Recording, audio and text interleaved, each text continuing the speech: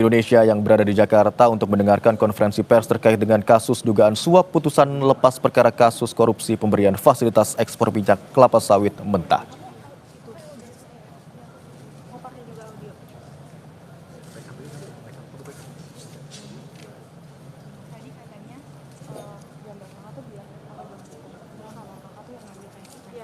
Audionya maksudnya kamu aja udah di situ juga udah aman ya berarti masuk pakai audio.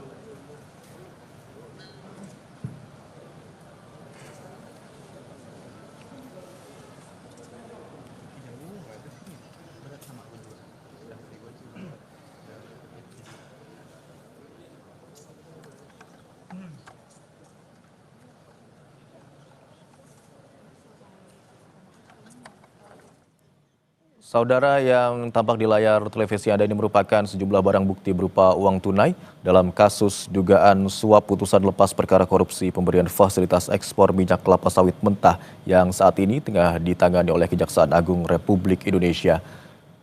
Tampak yang hadir dalam konferensi pers salah satunya adalah Kepala Pusat Penerangan Hukum Kejaksaan Agung Republik Indonesia, Harly Siregar, yang sudah berada di lokasi konferensi pers untuk menyampaikan temuan terbaru atau fakta terkini terkait dengan kasus dugaan suap putusan lepas perkara korupsi pemberian fasilitas ekspor minyak kelapa sawit mentah.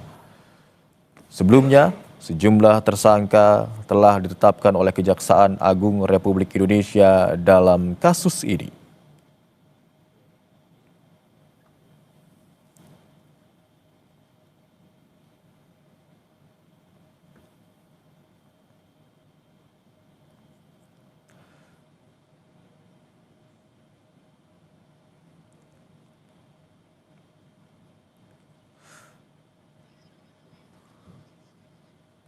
Sebelumnya, Kejaksaan Agung juga telah merinci proses terangkapnya dugaan suap terhadap 3 orang majelis hakim yang menangani perkara korupsi ekspor crude palm oil atau CPO atau korupsi minyak goreng. Perkara tersebut sebelumnya disidangkan di Pengadilan Negeri atau PN Jakarta Pusat dan berakhir dengan putusan vonis lepas atau onslaught terhadap 3 korporasi besar, yaitu PT Wilmar Group, PT Permata Hijau Group, dan PT Musim Mas Group pada 19 Maret 2024. Dari hasil penyidikan yang dilakukan oleh Jaksa Agung Muda Tindak Pidana Khusus atau Jampitsus, sebanyak 7 orang telah ditetapkan sebagai tersangka. Mereka terdiri dari 2 orang pengacara, 1 orang mantan pejabat struktural di pengadilan, 1 panitera muda, serta 3 hakim yang tergabung dalam majelis yang menangani perkara tersebut. Ketujuh tersangka antara lain adalah Marcella Santoso dan Arianto selaku advokat, Muhammad Arif Nuryanta yang saat kejadian menjabat sebagai Wakil Ketua Pengadilan Negeri Jakarta Pusat, Wahyu Gunawan selaku Panitera Muda Perdata, serta 3 hakim yaitu Juyamto, Agam Syarif Baharudin, dan Ali Muhtarob. Sebelumnya juga Direktur Penyidikan Jampitsus Abdul Kohar dalam keterangannya menjelaskan bahwa rangkaian dugaan suap tersebut bermula dari inisiatif salah seorang pengacara yang bernama Arianto yang menawarkan bantuan kepada panitera muda bernama Wahyu Gunawan untuk mempengaruhi putusan dalam perkara korupsi ekspor CPO. Tawaran tersebut disampaikan dengan imbalan uang sebesar 20 miliar rupiah dengan tujuan agar majelis hakim memberikan putusan atau lepas dari segala tuntutan hukum kepada pihak korporasi yang menjadi terdakwa. Setelah menerima tawaran tersebut, Wahyu Gunawan kemudian melaporkan kepada Muhammad Arif Nuryanta.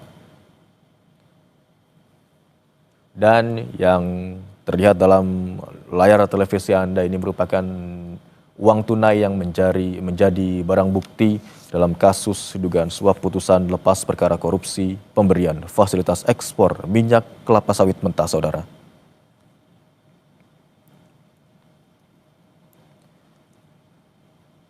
Hari ini, tepatnya siang hari ini, Kejaksaan Agung akan menyampaikan konferensi pers dalam rangka perkembangan penanganan perkara tindak pidana korupsi pemberian fasilitas CPO dan turunannya.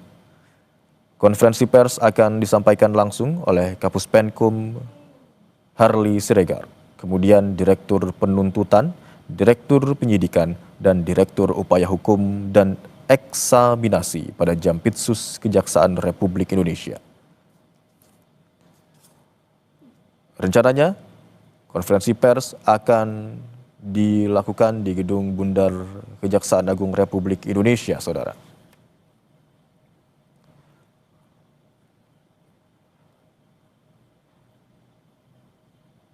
Jika kita tarik ke belakang, Saudara, Kejaksaan Agung Republik Indonesia sebelumnya telah mengungkapkan bagaimana proses terungkapnya dugaan suap terhadap 3 orang majelis hakim yang menangani perkara korupsi ekspor CPO atau korupsi minyak.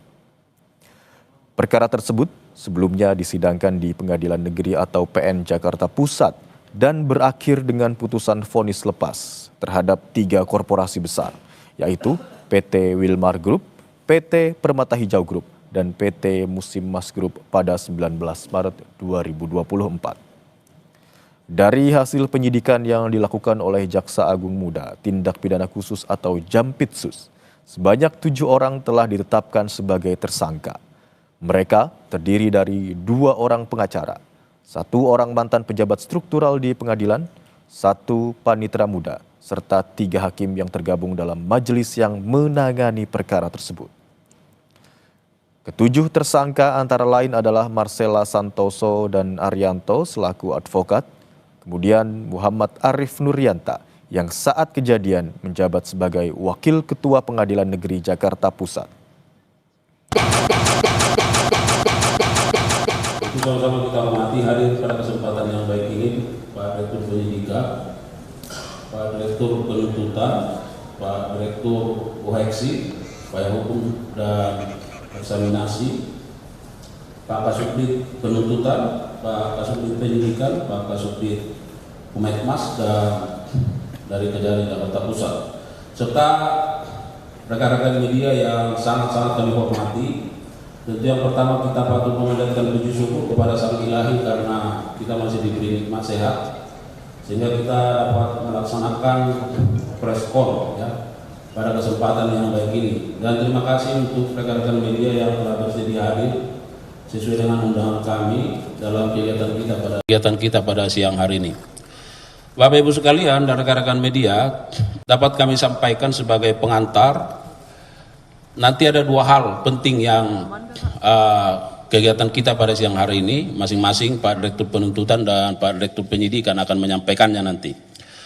Yang pertama bahwa untuk kesekian kali kita melakukan rilis ya press conference terkait dengan penyitaan uang ya dalam jumlah yang sangat besar, dan barangkali hari ini merupakan press con terhadap penyitaan uang dalam sejarahnya ini yang paling besar ya.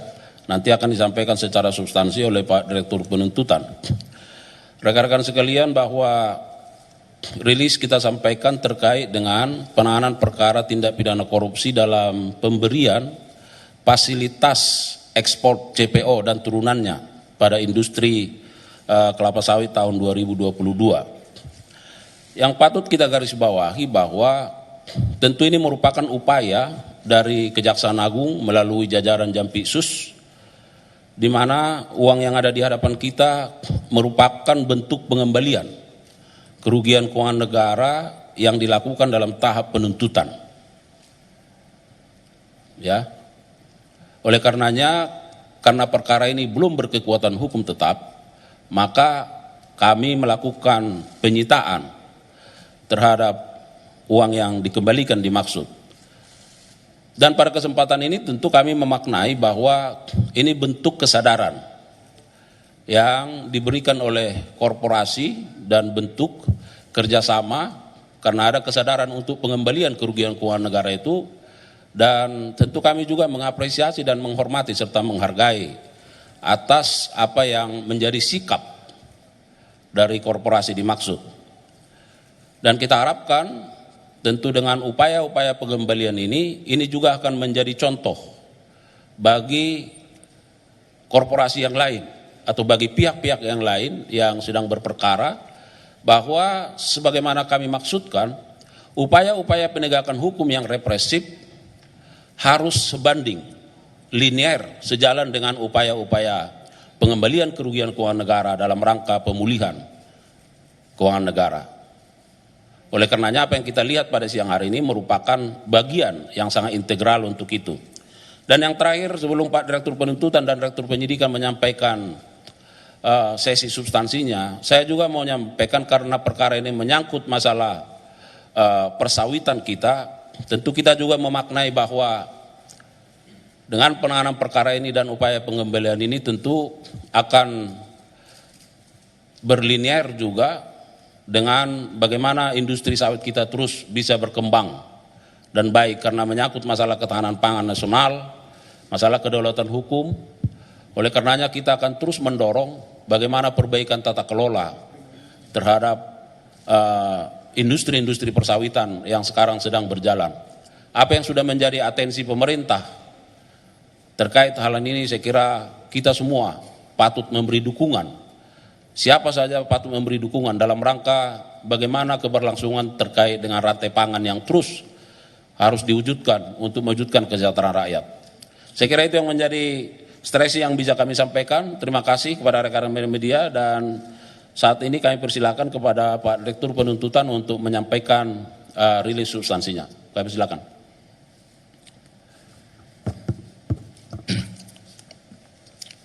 Terima kasih. Bismillahirrahmanirrahim. Assalamualaikum warahmatullahi wabarakatuh.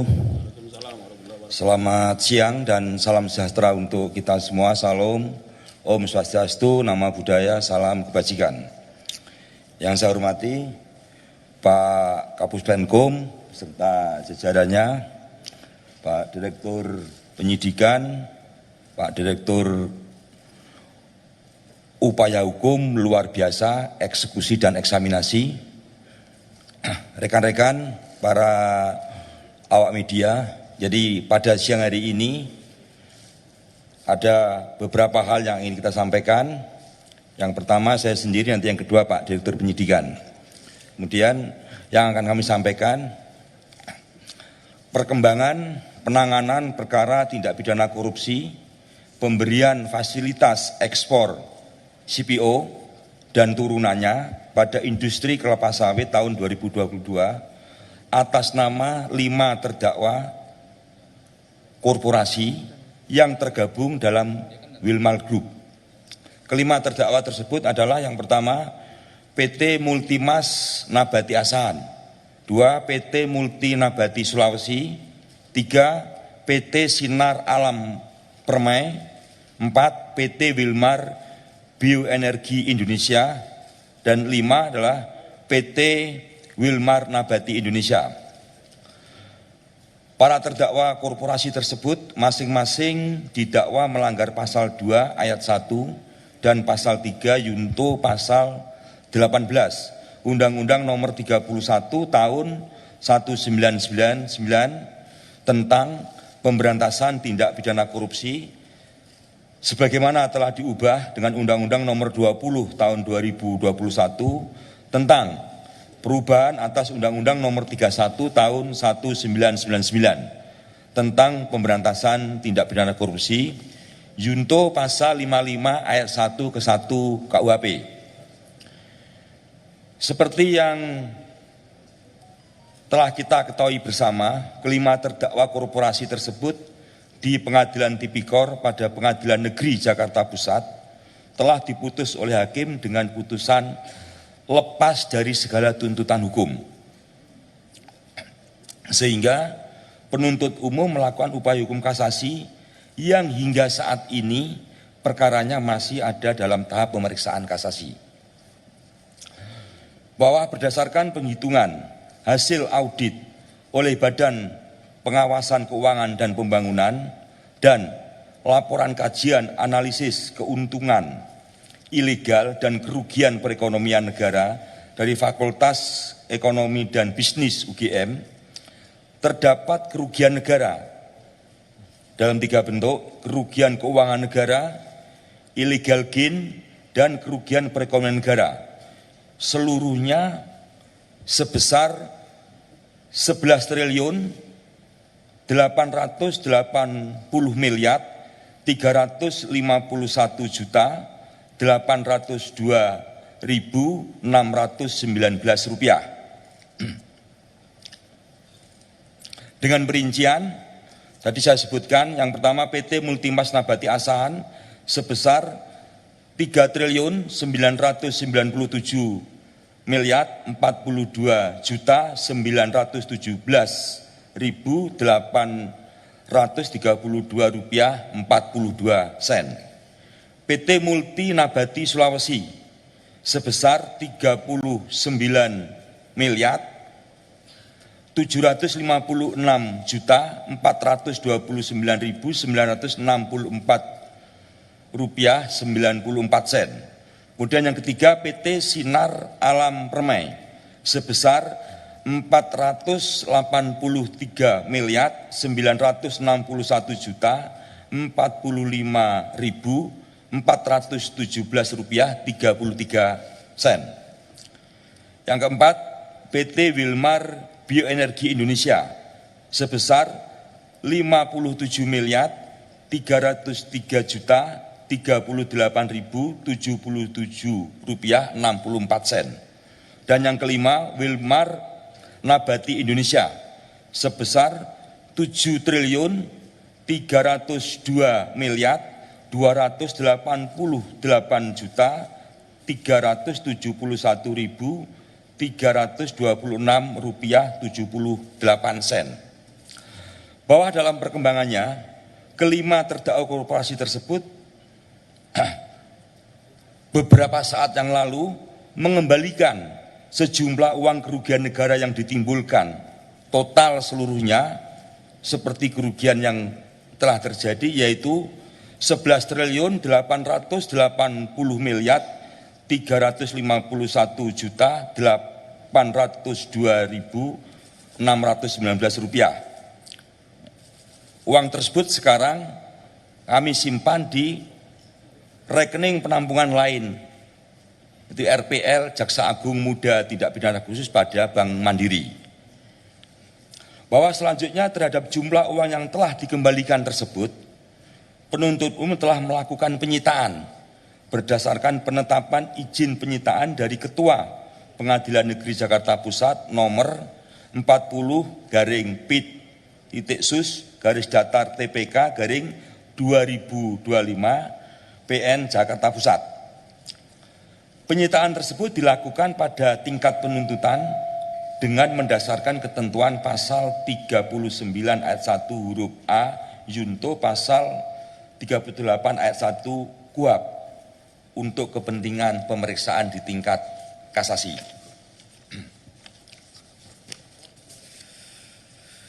Selanjutnya, setelah dilakukan penyitaan, kami mengajukan tambahan memori kasasi yang sebelumnya sudah kita ajukan, yaitu memasukkan uang yang telah kami sita tersebut menjadi bagian yang tidak terpisahkan dari memori kasasi, sehingga keberadaannya dapat dipertimbangkan oleh Hakim Agung yang memeriksa kasasi, khususnya terkait uang tersebut, supaya dikompensasikan untuk membayar seluruh kerugian negara yang ditimbulkan akibat perbuatan korupsi yang dilakukan oleh para terdakwa korporasi.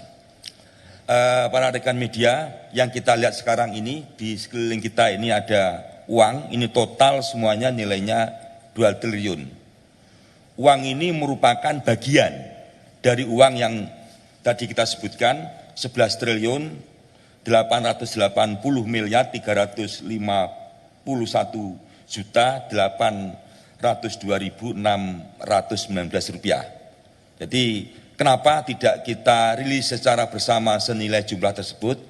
Ini karena faktor tempat dan faktor keamanan tentunya, sehingga kami berpikir jumlah ini cukup untuk mewakili jumlah kerugian negara yang timbul akibat perbuatan para terdakwa korporasi yang tergabung dalam Wilmar Group. Demikian rilis kami siang ini. Waktu dan tempat saya kembalikan pada Pak Kapus Penkum. Ya baik, terima kasih untuk Pak Direktur Penuntutan. Jadi harapan kami rekan-rekan media mungkin bisa lebih lama mengamati dulu uang-uang yang sebanyak ini ya. Kemudian kami persilakan kepada Pak Direktur Penyidikan untuk menyampaikan substansi lainnya, silakan. Assalamualaikum warahmatullahi wabarakatuh. Yang saya hormati Bapak Kapus Penkum beserta jajaran yang hadir siang ini. Kemudian Pak Direktur UHLB dan EE, Pak Direktur Penuntutan yang tadi sudah menyampaikan beberapa hal kepada teman-teman media. Dan yang terakhir yang sangat saya hormati teman-teman media yang siang ini hadir untuk meliput kegiatan yang secara rutin atau berkala dilakukan oleh Pak Kapus Penkum di Kejaksaan Agung Republik Indonesia. Pada siang ini saya ingin menyampaikan perkembangan penyidikan terkait dengan suap, yaitu setelah perkara korupsi pemberian fasilitas ekspor CPO dan turunannya pada industri kelapa sawit tahun 2022 dinyatakan onsela. Di mana perkara ini adalah yang pertama terkait dengan suap dengan tersangka sebanyak 9 orang. Kemudian kami kembangkan ada pasal 21 yaitu menghalangi penyidikan dan penuntutan.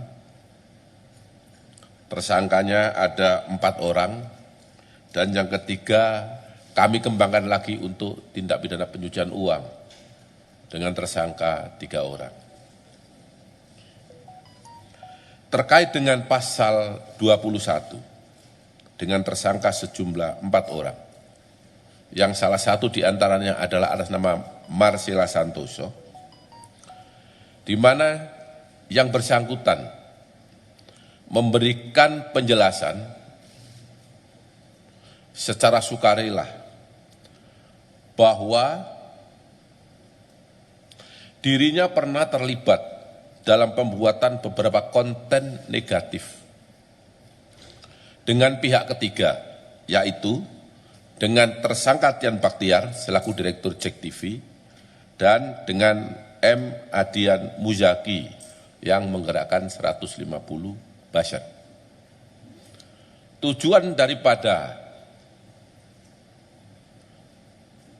menggerakkan buzzer dan Direktur JEK TV adalah untuk mempengaruhi, untuk menggoring opini publik bahwa tujuan pokok mereka adalah untuk menggagalkan penuntutan dan penyidikan. Di samping memang ada beberapa alat bukti yang telah dihilangkan untuk menghalang-halangi penyidikan, termasuk melakukan penyerangan secara pribadi terhadap institusi kejaksaan, terhadap kinerja Kejaksaan Republik Indonesia, bahkan terhadap pimpinan kejaksaan, yang seolah-olah bahwa apa yang dilakukan oleh penyidik, yang dilakukan oleh pimpinan di kejaksaan adalah tidak benar, dan seolah-olah apa yang dilakukan itu adalah kriminalisasi terhadap yang bersangkutan. Untuk lebih jelasnya mungkin bisa diputar video Marcella Santoso biar teman-teman wartawan nanti menyaksikan apa yang sesungguhnya disampaikan oleh yang bersangkutan. Silakan. Selamat malam Bapak-Bapak, saya Marcella Santoso. Terima kasih saya diberikan kesempatan untuk membuat video ini. Saya ingin menyampaikan dari hati saya yang paling dalam terkait dengan perkara pasal 21, kasus timah, kasus CPO, dan kasus gula, bahwa saya menyadari di dalam proses penanganan perkara ini terdapat postingan yang sebenarnya sama sekali tidak terkait dengan perkara yang ditangani. Antara lain terkait dengan isu kehidupan pribadi Bapak Jaksa Agung, isu Bapak Jampitsus, isu Bapak Dirdik, dan bahkan terdapat juga isu pemerintahan Bapak Presiden Prabowo seperti petisi RUU TNI dan juga Indonesia Gelap.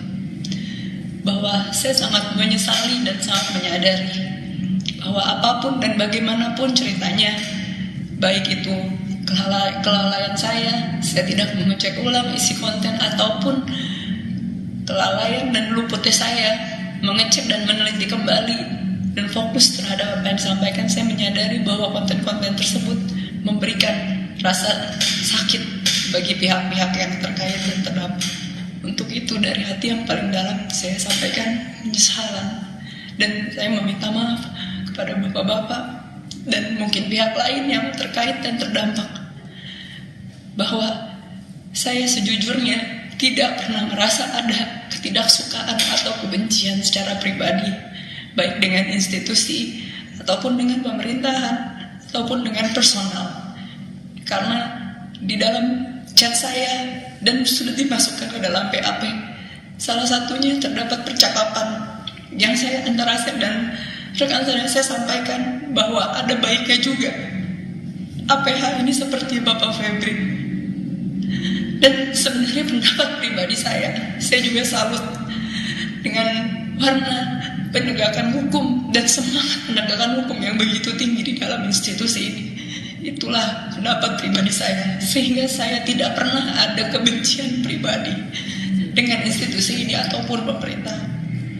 Bahwa hingga terdapat konten-konten yang ternyata baru saya ketahui banyak juga di dalam penyidikan ini, saya apapun dan bagaimanapun ceritanya saya sampaikan permintaan maaf, terutama bagi pihak-pihak yang tersakiti dan terdampak, bahwa saya tidak bisa melakukan apapun. Saya sebagai manusia, saya hanya bisa meminta maaf, dan saya mendoakan bahwa rasa sakit, rasa ketidaknyamanan yang dialami oleh pihak yang terkait dan terdampak akan dipulihkan oleh Tuhan dan akan dibalas dengan berkat dan berkah yang selalu berkelimpahan dan melindungi perjalanan karir Bapak-Bapak ke depan dan perjalanan pemerintahan Indonesia yang sangat saya cintai ini.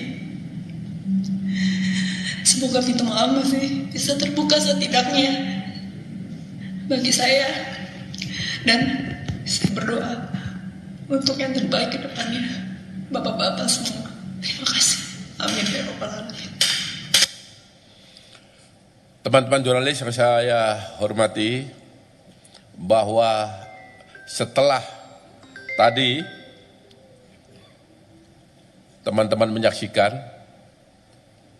semuanya menjadi terang benderang bahwa apa yang selama ini disampaikan terkait konten-konten negatif yang ditujukan kepada institusi Kejaksaan Agung Republik Indonesia, terhadap Jaksa Agung, terhadap Jampitsus, terhadap Direktur Penyidikan, bahkan terhadap institusi lain yang telah disebut tadi adalah tidak benar.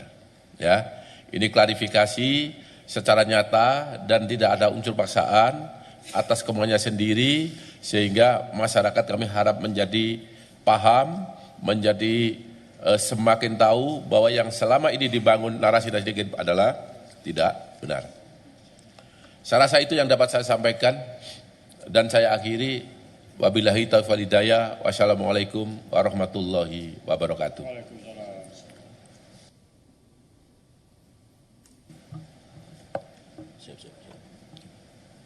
Baik, rekan-rekan media, yang pertama karena yang bersangkutan menyampaikan dengan terbata-bata, saya lihat tadi kita hening, ya agak tegang saya lihat.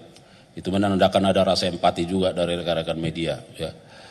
Yang kedua, bahwa penayangan ini adalah atas permintaan yang bersangkutan, ya, atas permintaan dan seizinnya, sehingga harus kami sampaikan. Mumpung kita preskon terkait dengan pengembalian kerugian keuangan negara, penyitaan uang ini, maka kesempatan ini kami gunakan karena ada juga kaitannya, ya. Yang ketiga, bahwa kalaupun demikian kami tetap tegar selama ini, ya. Kami tetap tegar, tetap kuat dan tetap semangat. Karena yang paling penting adalah bagaimana kami menunjukkan kinerja terbaik untuk melayani masyarakat. Itu poinnya, ya. Jadi sekali lagi terima kasih. Rekan-rekan media, kita buka sesi tanya jawab, kalau ada silakan. Tidak usah banyak-banyak karena sudah lengkap. Ada dari kompas.com. Kasih mic-nya. Silakan, Mbak. Yes, oke. Selamat siang Bapak-Bapak, saya Sela dari kompas.com. Pertanyaan saya ada dua Pak. Satu terkait dengan yang CPO Wilmar itu. Tadi kan sebenarnya Pak Hari sempat menyebutkan kalau uang 11T ini akan digunakan untuk membangun kembali atau memperkokoh lah sawit di Indonesia. Industrinya itu maksudnya nantinya setelah keputusan ini inkrah, apakah 11T ini akan dikemanakan uangnya? Apakah memang jadi keputusan negara atau memang sengaja dibuat untuk ini untuk mungkin kita membeli lahan sawit lagi atau membuat teknologi baru lagi seperti itu nanti akan seperti apa Pak? Karena kan di Kejagung sendiri ada Satgas PKH ya, apakah penyalurannya akan melalui sana atau prosesnya seperti apa? Kedua Pak, terkait dengan pernyataan dari si Marcella, ini kan tadi memang disebutkan fokusnya Kejagung adalah soal narasi negatif kepada Kejagung, tapi tadi Marcella sempat menyebutkan soal ada RUU TNI, RUU Indonesia Gelap, itu apakah maksudnya dia menunggangi momen itu atau justru dia yang membuat isu itu sebenarnya Pak? Itu kan dua hal yang berbeda ya, karena kan RUU TNI dan RUU demo-demo lain itu kan berasal dari suara masyarakat lah, apakah memang dia juga yang membuatnya? Itu aja, terima kasih Pak. Baik, silakan Pak Dirtut dulu, baru nanti Pak Dirdik. Terima kasih. Tadi kaitan dengan CPO ini, uang yang sudah disita ini mau dikemanakan? Apakah mau dipakai untuk kegiatan pembangunan tata kelola sawit yang sekarang dilakukan perbaikan, ataukah ini bagaimana? Jadi saya jelaskan ya, terkait uang penyitaan ini hubungannya dengan perkara tidak pidana. Maka uang ini nantinya akan dikemanakan adalah sesuai dengan putusan perkara pidana itu sendiri. Jadi simpel seperti itu. Nah, jadi tidak ada kaitannya dengan kegiatan Satgas PKH. Jadi ini pure lari atau murni penanganan perkara tidak pidana korupsi yang nantinya kemana uang larinya akan disesuaikan dengan atau dilaksanakan sesuai dengan putusan Mahkamah Agung setelah nanti diputus. Itu, terima kasih. Ya, artinya bahwa saya sampaikan tadi perlu ada perbaikan tata kelola di industri persawitan kita karena pengembalian kerugian keuangan negara ini menjadi salah satu contoh ya bahwa ada sesuatu yang missing di situ karena ada masalah ya itu. Bahwa nanti terkait putusannya seperti apa tentu akan dilaksanakan oleh jaksa selaku eksekutor. Baik, silakan Pak Dir. Terima kasih, pertanyaan yang bagus ya. Bahwa apa yang dilakukan oleh Marcella Santoso, apa yang telah diakui oleh Marcella Santoso sebagaimana tayangan yang kami barusan tayangkan adalah atas permintaan yang bersangkutan. Ya, yang bersangkutan memberikan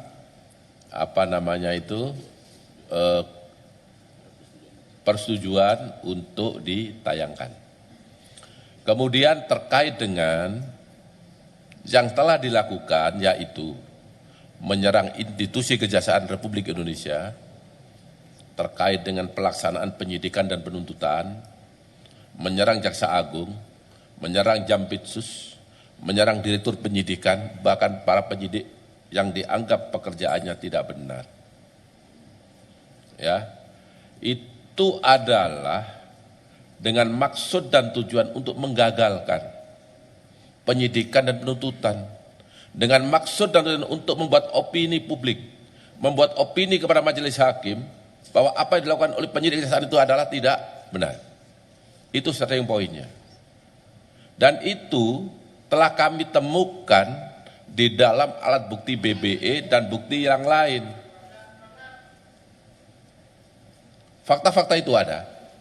Sehingga oleh penyidik ditanyakan apa maksud dan tujuan saudara dalam hal ini Marcella Santoso membuat seperti itu. Dan ini terbukti juga dengan pengakuan para saksi yang saat ini sudah ditingkatkan statusnya menjadi penyidik, sebagai tersangka oleh penyidik. Siapa itu? yaitu yang pertama tadi saya sebut ada Tian Baktia, Jack TV. Bagaimana perannya?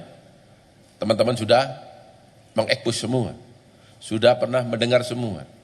Yang kedua adalah M. Adian Muzaki yang membawai buzzer 150 orang yang untuk membenarkan konten-konten itu. Teman-teman sudah ekspos semua itu. Itu semua diakui. Makanya dia dengan sukarela membuat pernyataan dan minta untuk ditayangkan. Kemudian untuk institusi lain, kami tidak masuk ke wilayah itu, tetapi karena memang di BBE-nya ada, kami tanyakan, apa maksud dia membuat Indonesia gelap, konten-konten negatif, apa dengan kaitan RUU TNI, nah, ini kami tidak tahu ya, yang tahu yang bersangkutan. Tetapi karena ini ada di BBE, ya mau tidak mau tetap masuk di dalam pertanyaan penyidik, karena satu kesatuan dengan penyerangan terhadap institusi kejaksaan dan para pimpinan Kejaksaan Agung Republik Indonesia. Saya rasa cukup ya. Baik, saya kira jelas ya. Ada yang lain? Silakan.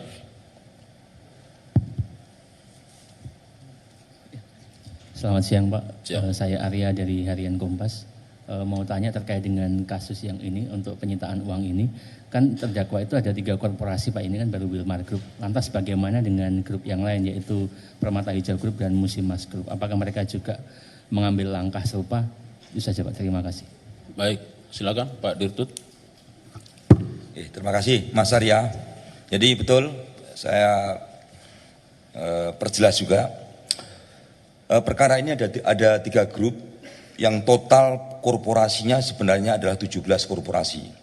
Untuk Wilmar ini ada 5 korporasi yang tadi sudah kita sampaikan. Terus kemudian untuk Permata Hijau itu ada 5 korporasi.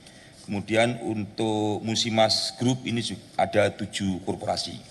Nah, saat ini yang telah mengembalikan kerugian keuangan negara akibat perbuatan korupsi yang dilakukan oleh kelima grup Wilmar telah utuh dikembalikan. Nah, untuk Permata Hijau dan Musimas Group kita berharap ke depan mereka juga melakukan pengembalian seperti yang dilakukan oleh Wilmar.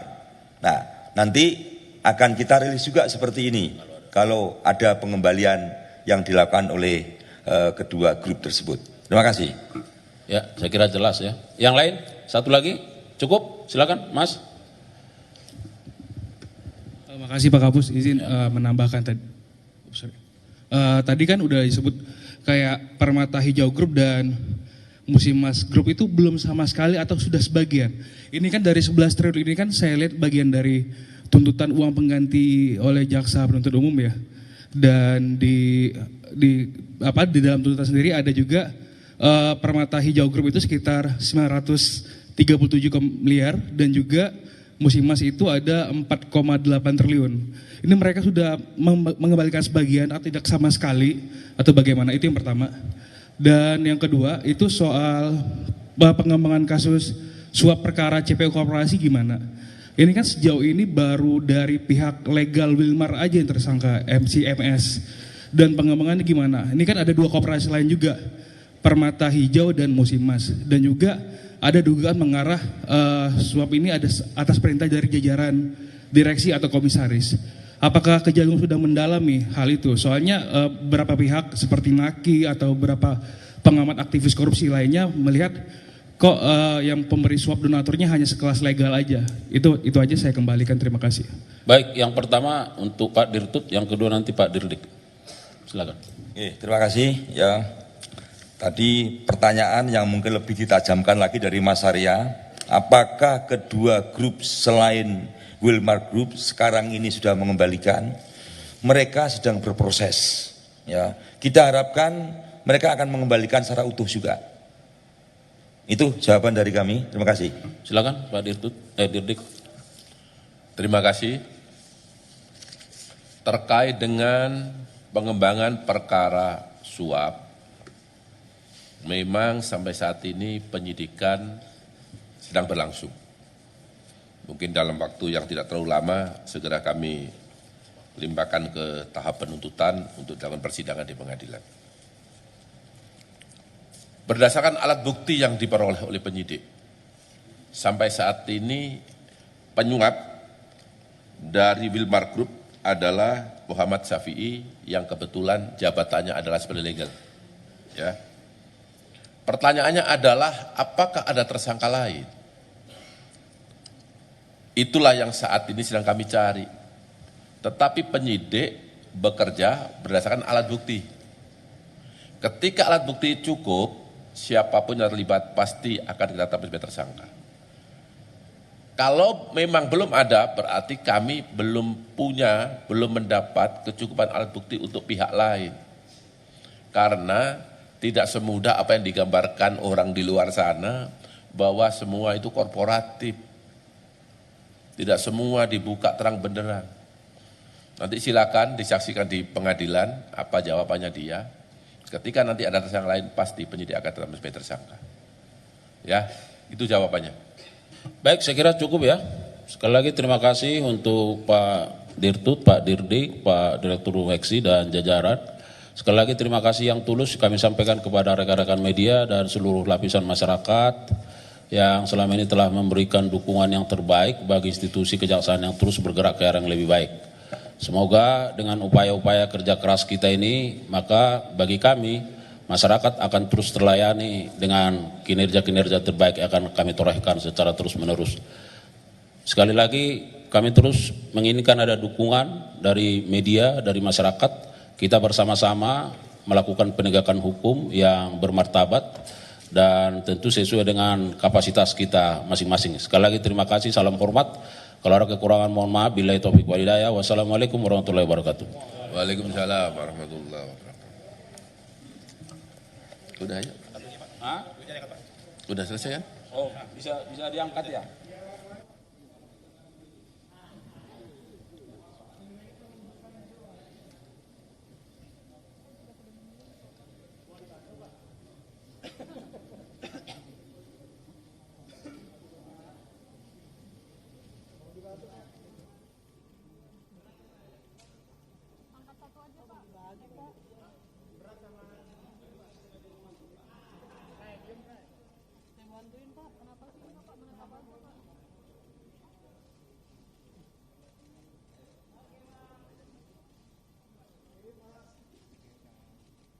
Tahan Pak, tahan duitnya.